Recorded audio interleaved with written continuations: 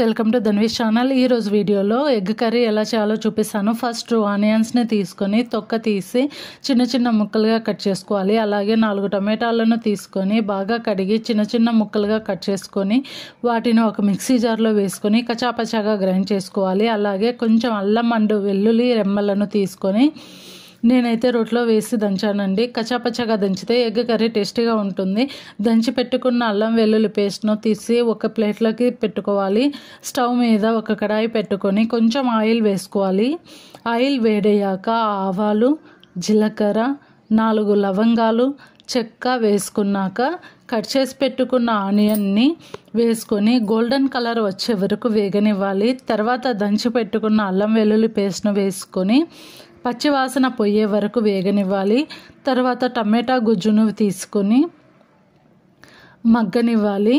అందులో 1 tea spoon కారం పొడి, కొంచెం పసుపు, ధనియా పౌడర్, గరం మసాలా, దానికి సరిపడా సాల్ట్ వేసుకొని బాగా కలుపుకోవాలి. బాయిల్డ్ ఎగ్స్ని తీసుకొని ఫోర్కుతో నేను చూపించినట్లుగా ఘాట్లు పెట్టుకోవాలి. అలాగే ఒక కడాయి పెట్టుకొని కొంచెం ఆయిల్ని వేసుకోవాలి.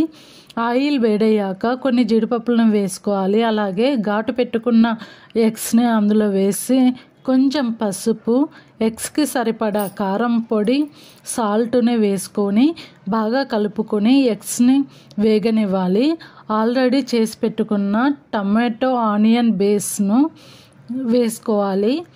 తర్వాత కొన్ని వాటర్ని వేసుకొని సిమ్లో పెట్టుకొని వేగనివ్వాలి. తర్వాత కొత్తిమీరను వేసి ఒక బౌల్లోకి సర్వ్ చేసుకొని అన్నంలో కానీ చపాతీలో కానీ తింటే చాలా బాగుంటుందండి. చాలా ఈజీగా కూడా ఉంటుంది. మీరు కూడా ట్రై చేసి చూడండి. ఈ వీడియో మీకు నచ్చినట్లయితే please like, share and subscribe. Thank you.